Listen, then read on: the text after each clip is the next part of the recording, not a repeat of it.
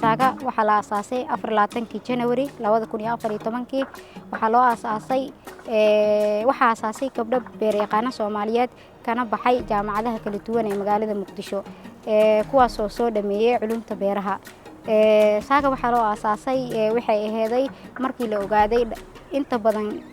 dadka ka shaqeeya beeraha Soomaaliyeed ama wax soo saarka inay yihiin gabdho ay u badan yihiin taasoo keentay in la baraarujiyo ama ay gabdhaha wax bartaan ka dhalinyaro ahaan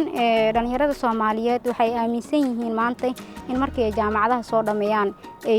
shaqaaleysiin ay raadiyaan already qof kasta waxay ku fikiraysaa intee ka shaqeyn lahayd laakiin saaga waxay sameeysaa oo kala hal abuuro dhalinyaradana waxaa loo baahan yahay inay ayaga shaqo abuurtaan qaasatan hadda Ilaahay khayr ha siiyo qolada Keel project waxa ay keeneen barnaamijyo cusub oo ah hal abuurka dhalinyarada taasoo ah in ay dhalinyarada soo dhigaan fikirkoodii iyo waxyaabihii riyada ahaa ee qabeen banaanka ayna heleen projectyo iyo barnaamijyo ay Keel keentay oo ku dhiirigeliyo in dhalinyarada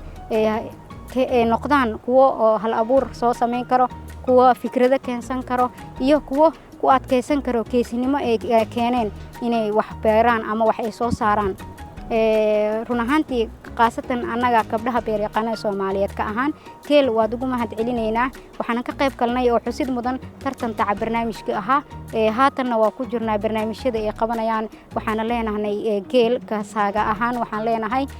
waan ku mahadsantihiin waan soo dhaweynaynaa waan ka faa'iideysan doonaa insha Allah haduu Ilaahay